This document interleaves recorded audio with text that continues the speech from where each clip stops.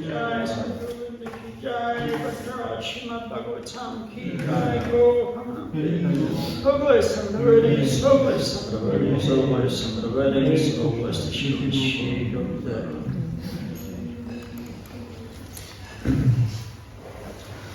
So reading from Srimad Bhagavatam, Canto 3, Chapter 6, Process of Creation, text number 7. Om Namo Bhagavate Vasudevaya. Om Namo Bhagavate Vasudevaya. Om Namo Bhagavate Vasudevaya. Om Namo Bhagavate Vasudevaya. Om Namo Bhagavate Vasudevaya. Savai Vishva Shrijam Gavo. Deva Kamadma Shaktiman. Viva Vajapmanatmanam. Ekada Dasadachida. Savai Vishvashidam Gavo. Deva Kamadma Shaktiman. Viva Vijjamanatmanam. Ekada Dasadachida. Savai Vishvashidam Gavo. Deva Kamadma Shaktiman. Viva Vijjamanatmanam. Ekada Dasadachida.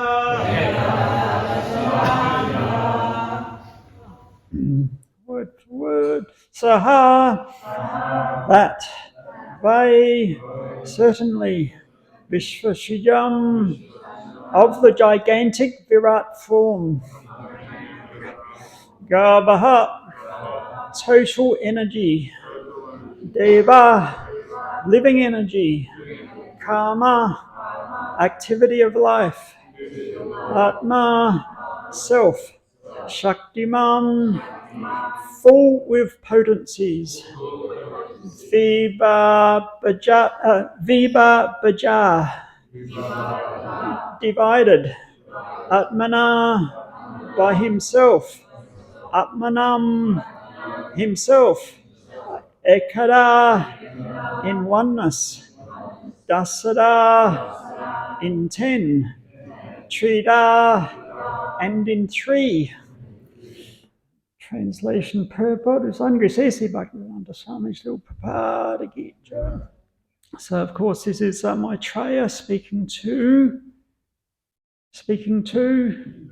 Vidura. Very good. The total energy of the Mahatattva in the form of the gigantic Virat Rupa divided himself by himself into the consciousness of the living entities, the life of activity and self-identification, which are subdivided into 1, 10, and 3, respectively. So please repeat. The total energy of the Mahatattva in the form of the gigantic Virat Rupa divided himself by himself into the consciousness of the living entities, the life of activity and self-identification, which are subdivided into 1, 10, and 3, respectively. Purport. Consciousness is the sign of the living entity or the soul. The existence of the soul is manifest in the form of consciousness called Jnana Shakti. The total consciousness is that of the gigantic Virat Rupa, and the same consciousness is exhibited in individual persons. The activity of consciousness is performed through the air of life, which is of 10 divisions. The airs of life are called prana, apana, udana, vyana, and samana, and are also differently qualified as naga, kurma, krikara, devadatta, and dhananjaya. The consciousness of the soul becomes polluted by the material atmosphere, and thus various activities are exhibited in the false ego of bodily identification. These various activities are described in Bhagavad Gita 241 as Bahu Shaka Hi Anantash Cha Buddhayo Vyashayanam. The conditioned soul is bewildered into various activities for want of pure consciousness. In pure consciousness, the activity is one. The consciousness of the individual soul becomes one with the supreme consciousness when there is complete synthesis between the two. The monist, or impersonalist, believes that there is only one consciousness, whereas the sattvatas, or the devotees, believe that although there is undoubtedly one consciousness, they are one because there is agreement. The individual consciousness is advised to dovetail with the supreme consciousness as instructed by the Lord in Bhagavad Gita 1866, Sarvadhamam Prijajamam Ekam Saram Vaja. The individual consciousness, or Arjuna, is advised to dovetail with the supreme consciousness and thus maintain his conscious purity. It is foolish to try to stop the activities of consciousness, but they can be purified when they are dovetailed with the supreme. This consciousness is divided into three modes of self-identification according to the proportion of purity. Adhyatmika, or self-identification with the body and mind. Adibhautika, or self-identification with the material products. And Adidaivika, or self-identification as a servant of the Lord. Of the three, Adidaivika, self-identification, is the beginning of purity of consciousness in pursuance of the desire of the Lord. So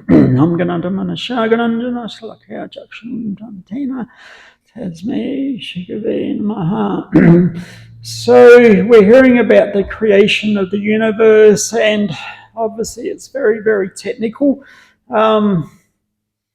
Sukadev Goswami tells Maharaj Parikshit that even with the life of Lord Brahma, still you won't be able to understand how the universe is created and how is it working. But nevertheless, we get some sort of clue here. Of course, it's no different to, the scientists. They want to tell us that everything created from the Big Bang, a big explosion. And through so many speculations, they're trying to tell us how from one stage to the next stage to the next stage. Or, the primeval soup theory that somehow or other there was some sort of liquid and a bolt of lightning hit it and suddenly there was life, and so many different other theories that are there. So the description of Srimad Bhagavatam's process of creation is no more fantastic than what the scientists are trying to tell us. But as devotees, because it's in Srimad Bhagavatam, we're accepting. We may not completely understand, but who is that person, layperson, who fully understands what the scientists are telling us? Who has actually seen their work, peer-reviewed their work, even who actually even understands their work? I mean, very, very small percentage of people. It's like if a scientist he puts an experiment together and he gets the result, and he says, according to my theory, I have now got the evidence to prove my theory. So who does he go to tell? one of his colleagues, or just goes down on the street and finds some homeless bum who's selling beer on the street and said, "Do you believe this? Is this true?"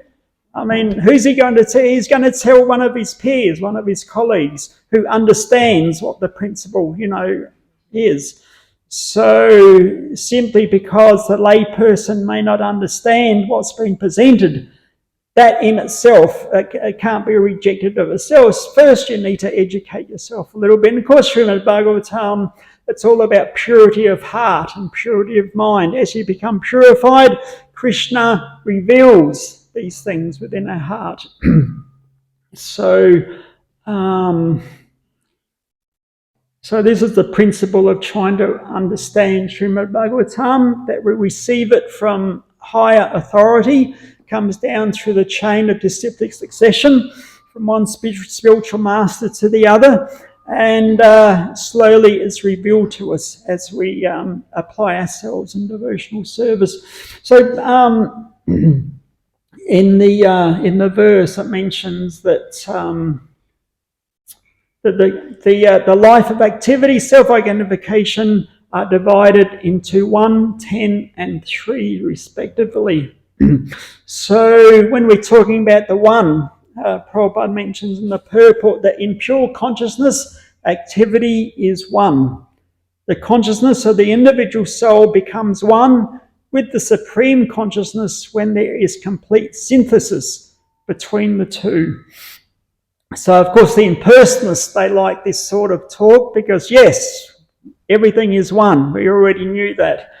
But we're not talking about everything is 1. We're talking about the individual soul and the supreme soul becoming 1 in mood, 1 in consciousness, 1 in mission.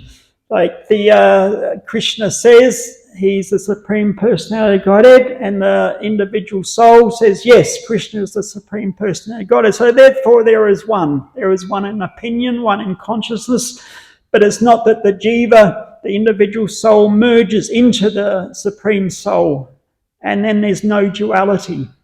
There's always duality. It's like you've used the example that you go down to the lake and you jump into the water. You could say, I've merged into the lake, but still you have your individual identification.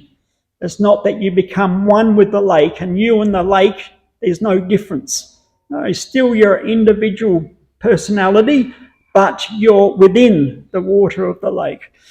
So in the same way, we can enter into the same consciousness as Krishna, the Supreme Soul, but we don't lose our individual identity. Because if we lose our individual identity, where's the question of service? The topmost reciprocation between the soul and Krishna is based on devotional service. As everything is 1, how can one serve the other? How can one receive service from the other? So there has to be 2. There's always 2, that duality. And so Prabhupada says complete synthesis between the 2. So it's interesting, synthesis comes from a Latin root word which ultimately comes from Sanskrit. The san, when we say sankirtan, the san and sin are related in that, when we're chanting together, sankirtan. So synthesis is when it's a combination or it's together. So there's a relationship with those 2 words.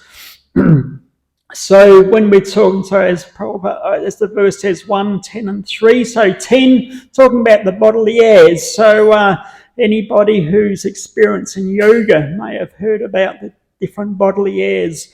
So of course, the human body, the bodies in the world are like microcosms of the whole universe. There's so many different similarities. In this world, we may have summer breezes, we have winter storms, we have, hurricanes, cyclones, tornadoes, we have jet streams, we have wind that blows around the clouds to distribute the rain, etc. So many different airs and winds.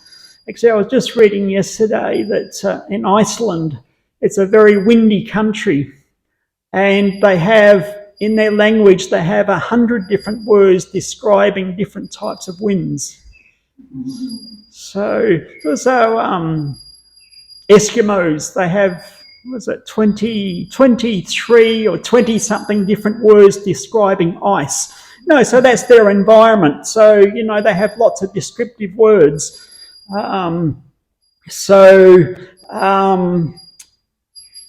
Just as the macrocosm of the universe and of the planet, there's so many different, types of moving air. So in the body, as the microcosm, representative form, we also have different air. So they're particularly mentioned as 10. So prana, apana, udana, vyana, and samana. So when we're breathing through the nose, that air is called prana. So anybody who's done yoga, you would have heard about prana.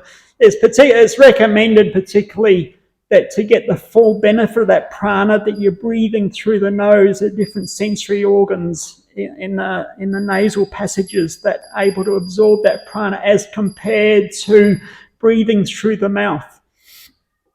And because I did a yoga teaching course many years ago, and I remember they were saying, I think it was the brain needs more oxygen than the rest of the body put together, something like that.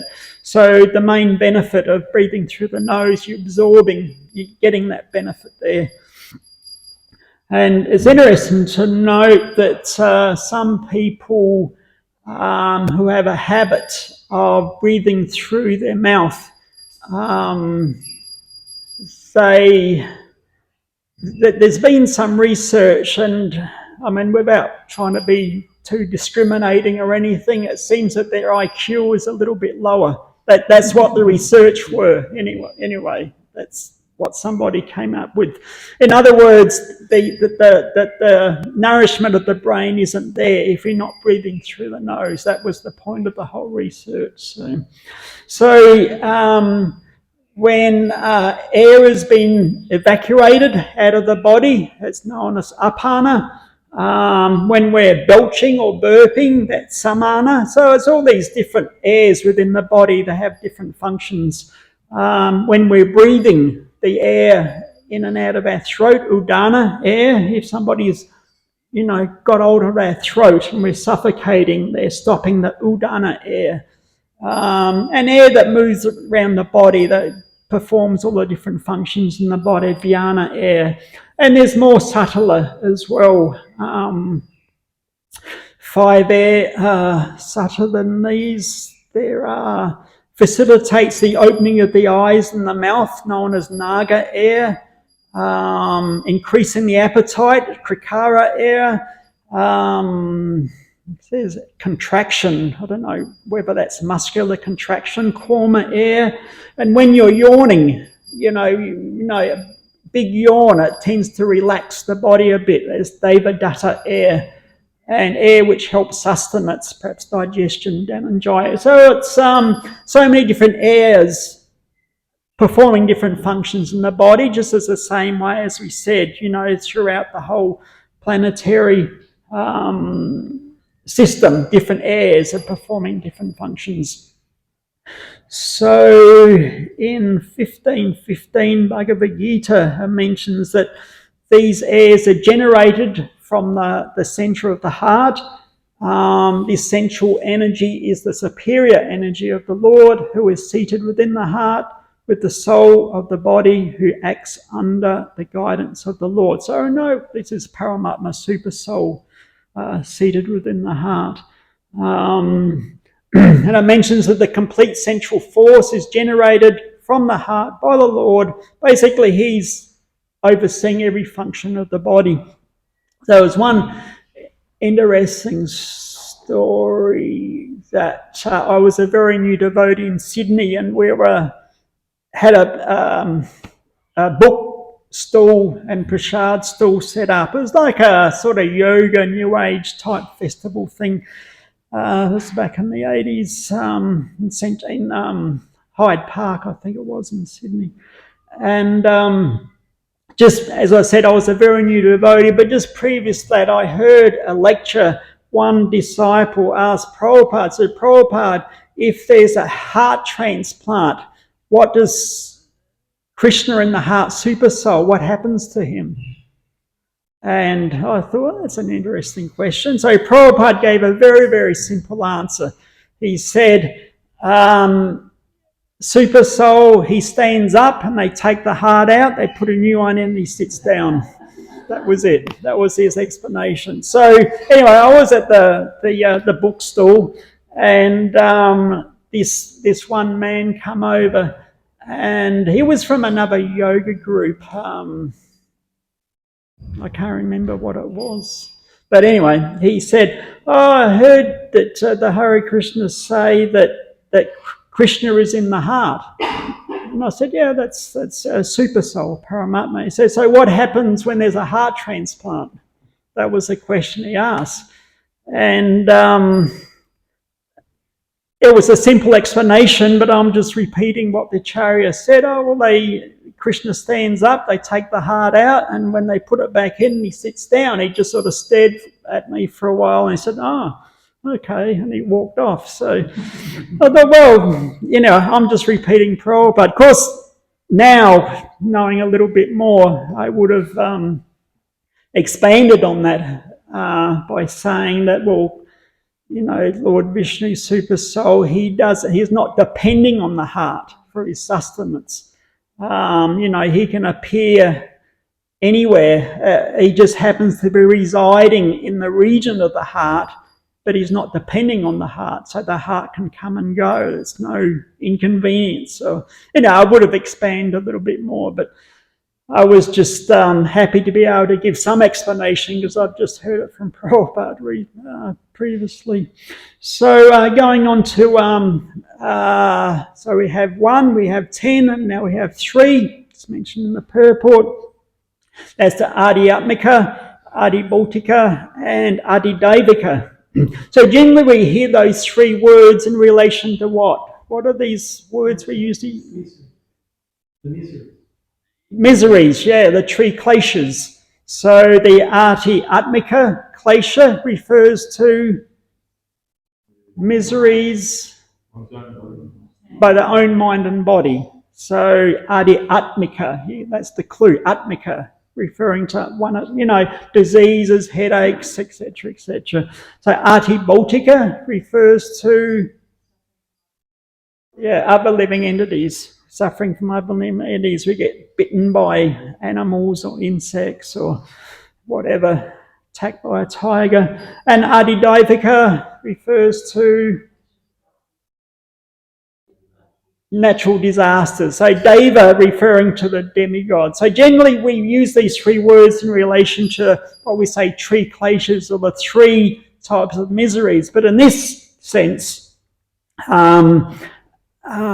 Prabhupada is explaining that the Adhyatmika refers to the self-identification with the body and mind. So everybody's doing that. We're identifying with the body and the mind.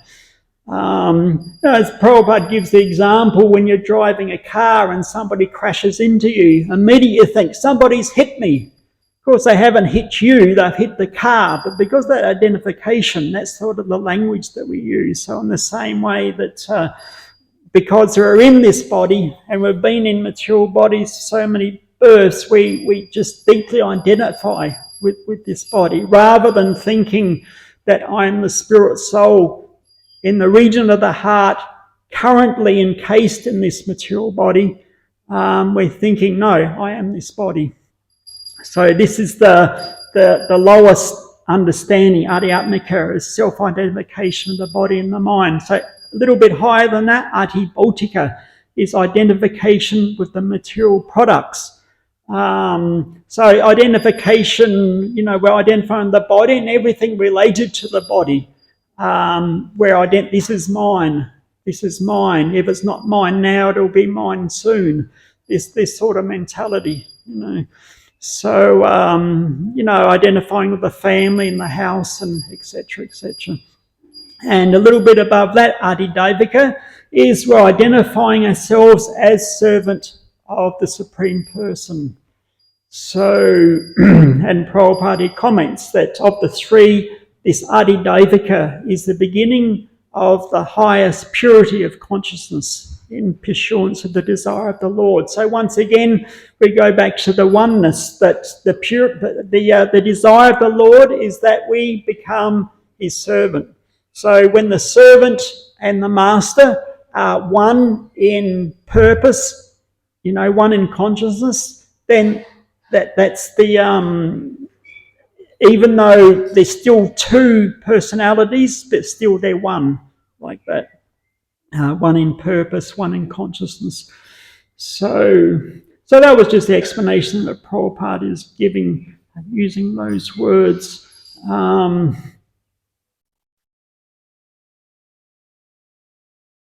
And there is another, I'm still not sure whether it's quite technical, but using this, so we're talking about Mahatattva and Virat Rupa. So Mahatattva is the total material ingredients in the material realm. And Virat Rupa refers to how you can describe an imaginary form of the Lord within this unit, within this world. That the Bhagavatam describes that somebody who's very materially attached, they can try to understand the form of the Lord by using different elements in this world, like seeing that the forests and the bones and etc., different parts of that body. Something simply to pantheism, where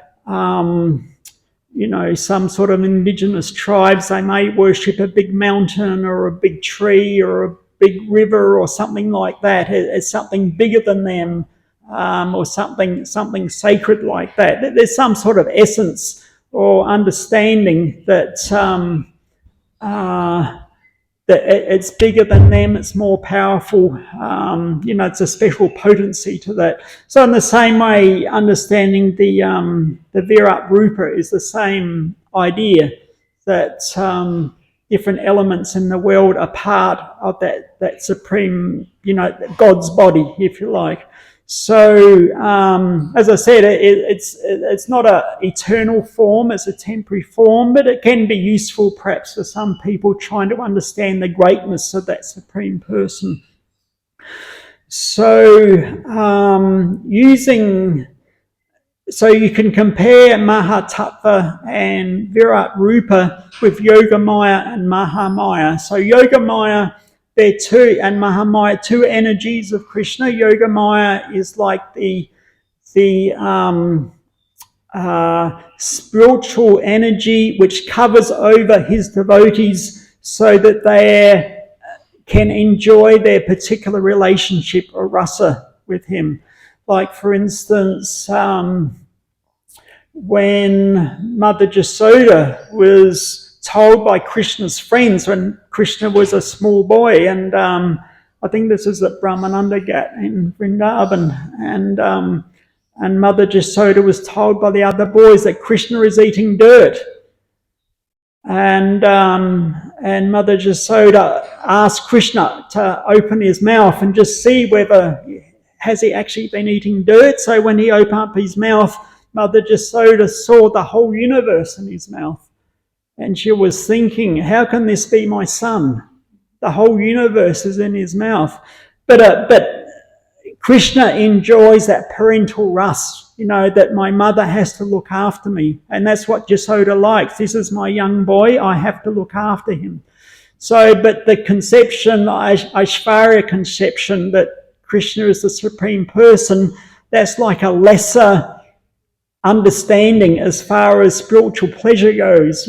Krishna enjoys that less than the parental rust of his parents looking after him. So as soon as that idea that Mother Jasoda is thinking, this can't be my son, how can a universe be in my son's mouth? So immediately as Yogamaya covers over her intelligence, if you like, so that she's back again and says, oh, I don't know what happened then. But anyway, Krishna, you wash your mouth out.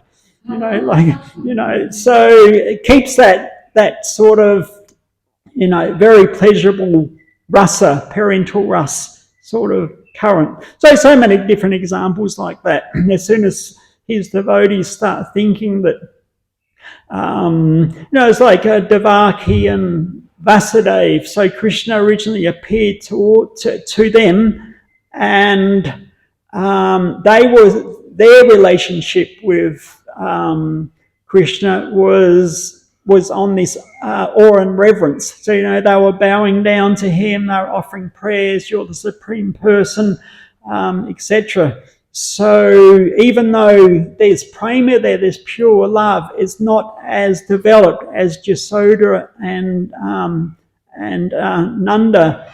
They were seeing Krishna just, this is our little boy, like that. So, and of course Mahamaya is in one sense an expansion of Yogamaya, but it's one of Krishna's energies. In Bhagavad Gita we hear Deva Eshaguna Maya Dharataya, that this divine energy of mind consisting of the three modes of material nature. So this is the material energy that's surrounding us and that we're influenced by. So he says, Deva Eshaguna Maya, this divine energy, it's my energy, but it's consisting of the three modes of material nature. And the main function of this Mahamaya is to bewilder the conditioned souls, to think that we are the body and that, we're caught up in so much of our, karmic activities within this world and conditioned in so many different ways. So in one sense, Mahamaya is described as a jail keeper, that she's keeping us locked up. But it's a bit of a thankless task from Mahamaya's point of view, that she doesn't like to keep the soul's conditioned. But when that soul starts to try to develop their relationship with Krishna, the Mahamaya's bonds become lessened, like that. So it's not that she's ultimately cruel and we never get released, but still, in another sense, we're being tested by Krishna's energy in the form of Mahamaya. So there's one story here, just to see how this Yogamaya, Mahamaya, Mahatattva, Virat Rupa, I know lots of technical terms here, it gets a bit confusing, but it's an interesting story coming from Bhagavatam, Canto 10, Chapter 1, that where Yogamaya becomes Durga Devi to bewilder Kamsa. So what that means, that Yogamaya doesn't bewilder the conditioned souls. She just bewilders the devotees so that they can enjoy their rasa with Krishna. So in the Narada Pancharatra, it is stated that Krishna's potency, Yogamaya, transforms or takes on the role of Mahamaya when Krishna first appeared. He appeared in the mind of Vasudeva, and by Yogamaya's influence, he was transferred into the mind of Devaki. And this was just before Krishna was born. It was actually Balaram, Balaram appeared in the mind of Vasudeva, transferred into the mind of Devaki. And at that point, everybody's thinking Devaki is pregnant. But at one point, it seemed like there was a miscarriage, but actually that Balaram was transferred again by Yogamaya into the mind of Rohini, and ultimately appeared as Balaram.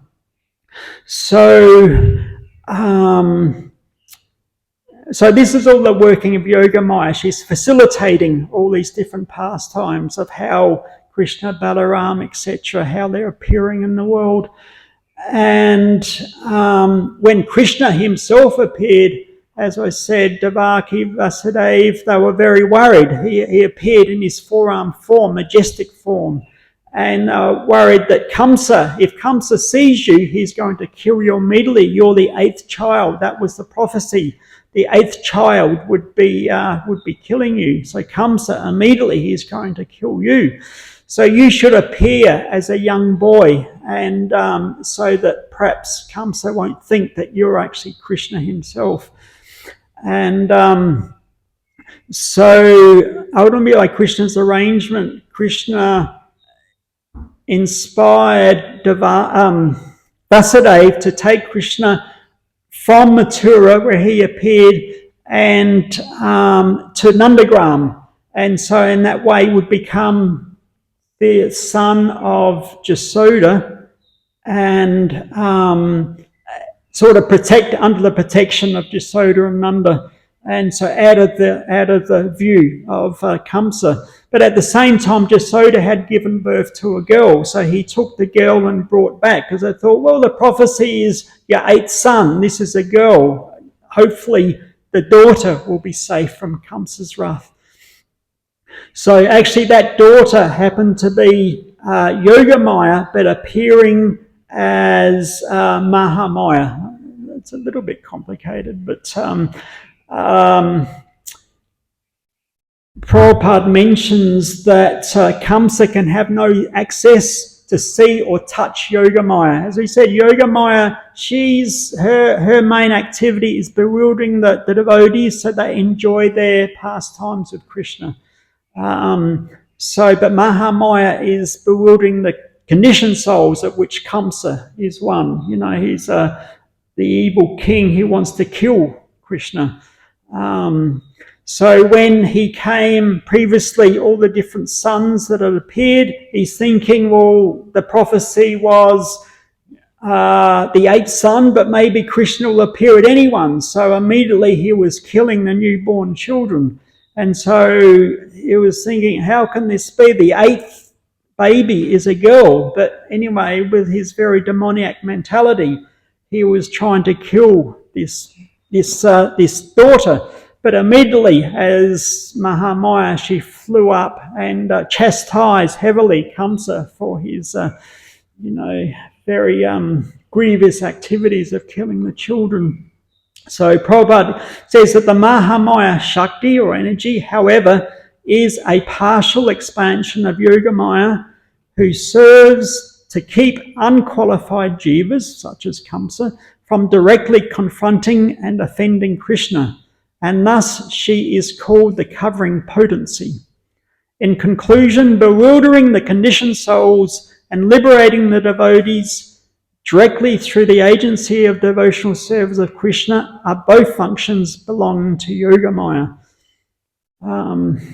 So Yogamaya can become Mahamaya, so that's the understanding. So thus the Virat Rupa, and this is the point of this whole explanation, thus the Virat Rupa, or the imaginary universal form, although a temporary manifestation and not one of the Lord's eternal forms in the spiritual sky, and therefore can be understood as material, it can still be considered as manifested from the Lord's internal potency in the above sense, as a form exhibited for the conditioned souls. So I don't know if you understand the presentation I'm trying to give there, but ultimately, in the end, it's all Krishna and his energies, whether it's material or spiritual.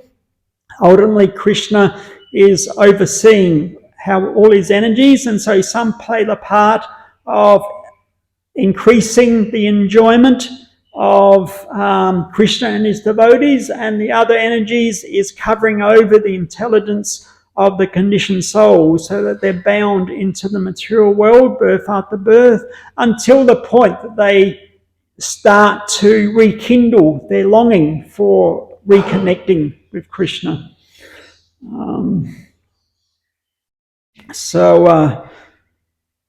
Perhaps I'll end there. Thank you very much. If there's any questions or comments at all. Yes, sir. No hard ones, okay? It's all right, just joking. Thank you very much for the lecture, Prabhuji. It's very interesting shloka because it describes how consciousness was created in the universe. I have few questions, if that's okay. So, first question. In terms of timeline, what was created first? Material universe and then consciousness, or consciousness then material universe? Well, okay. So that's the first question. Yeah. Do you want me to answer that now? Just one question at a time. One at a time, yeah, no problem. Yeah, so consciousness is eternal because the souls are eternal. But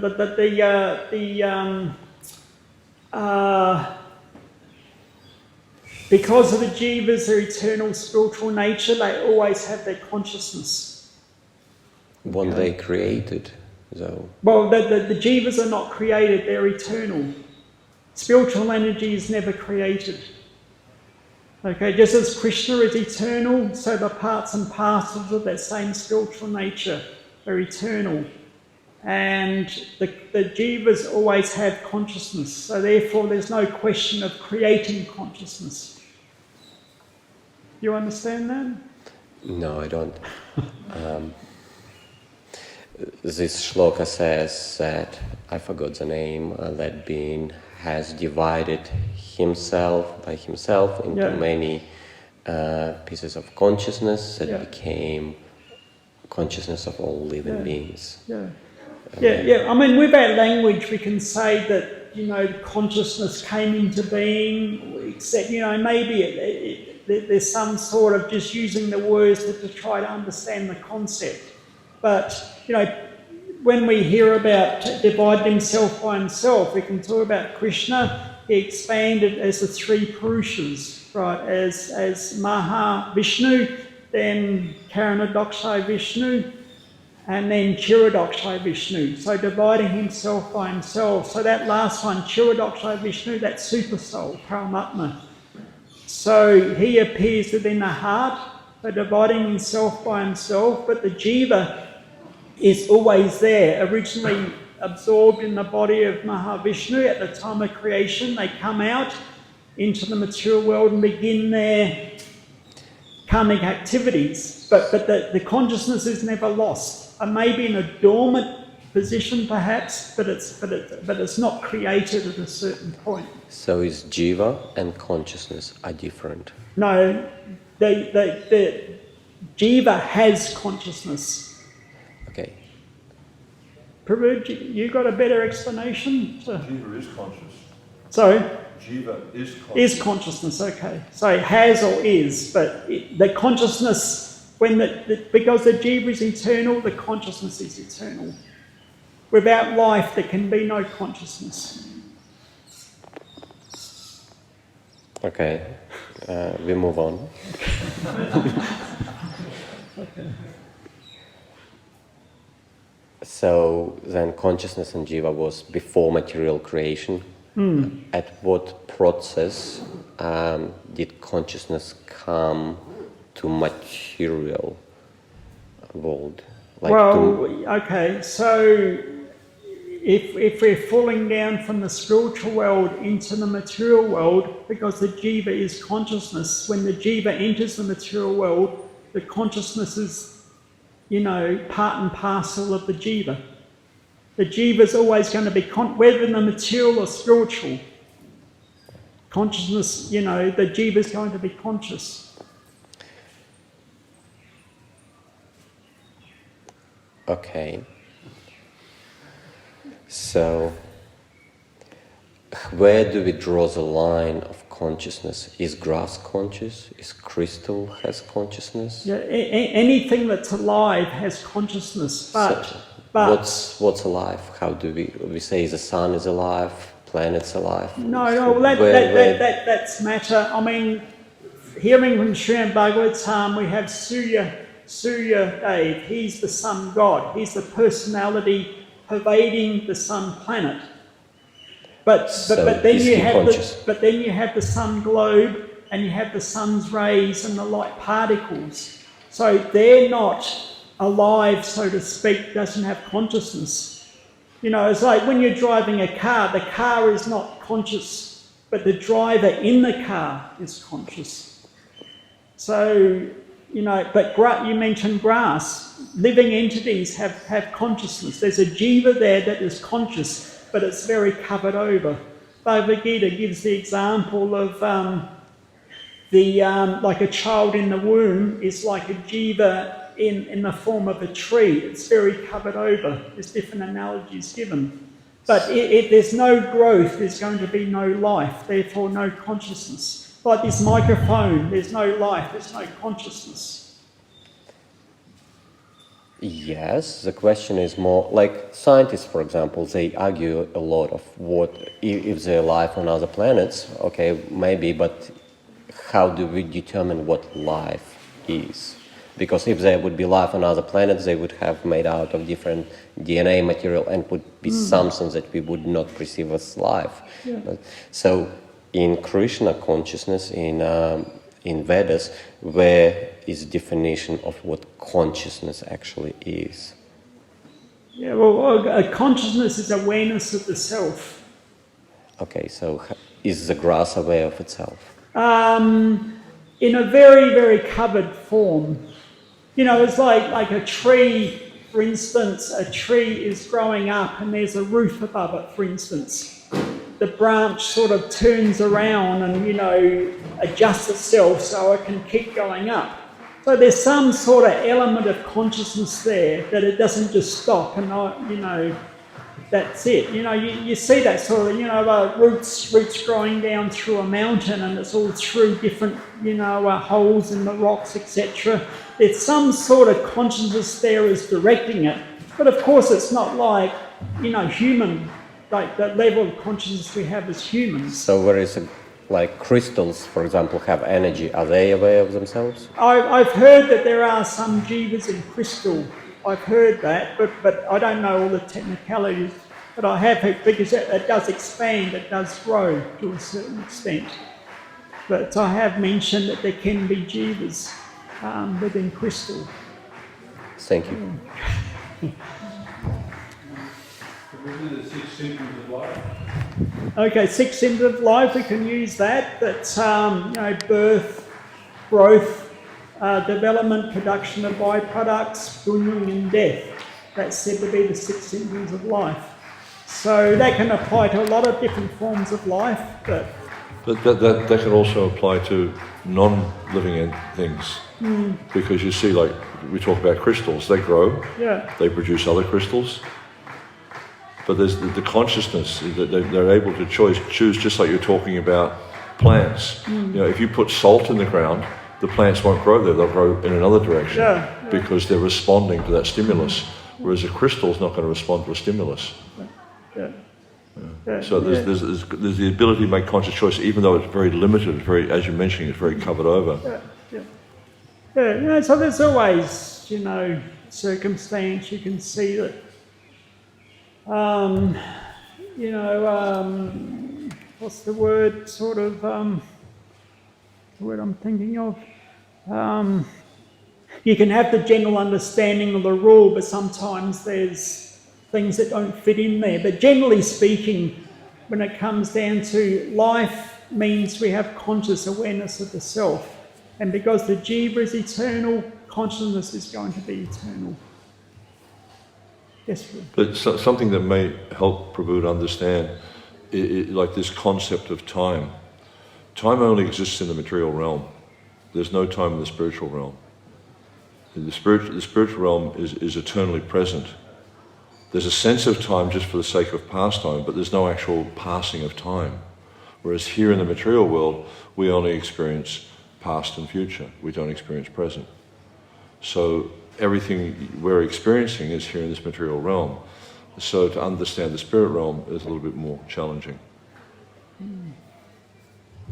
But how to understand is just hearing Bhagavatam. That's the process. You know, just keep hearing. As the intelligence becomes purified, you know, Krishna within the heart, he inspires us with greater and greater knowledge. Anything else before we finish? Yes. I also think there's just a point where you just also have to accept, because like Nrsimha Prabhu was saying, is that like it's really difficult to understand the spiritual realm because we can't really fully relate to it because we're so covered and restricted within our senses and within the material world. So there comes a point where you just also have to accept and have faith.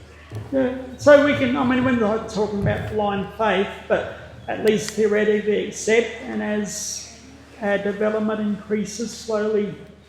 Our understanding, develops as well. So everything comes in time, but it can take time. So there is a little bit of difficulty with just accepting things without understanding, because the knowledge that you accept without understanding, you cannot pass on. Of course. No, it's a valid point. Last comment. But there's so many things we have to accept on faith. Everything you're doing throughout the day, practically, you're accepting on faith. Just like you walked into this room, you're accepting there's oxygen you can breathe in here, there's air you can breathe in here. How do we know there's not some poisonous gas in here we're all going to drop dead? We have faith, we have some, we're taking chances also. So there's so many things throughout the day that we're interacting, experiencing, and it's based on faith. You plug your computer into the power, you have faith there's electricity there, it's like, so to some extent with spiritual understanding we have to trust the process. Obviously you use your intelligence to try to identify a bona fide or authorized process of religion, but then you have to have faith that you give it time, the process will work, the consciousness becomes purified, and we start to understand. Because of course that faith can come from many, many different lifetimes. Our faith develops slowly, and we eventually come to the point that faith is developed enough when we hear spiritual knowledge, we're starting to accept. We're not fully understand, but we're starting, whereas somebody else, they hear, the same knowledge and they've got no idea what you're talking about. So everybody's on a different level, so we're all beginners, so we just continue our hearing and chanting and everything develops automatically. Thank you very much. Srila Prabhupada Ki Jai.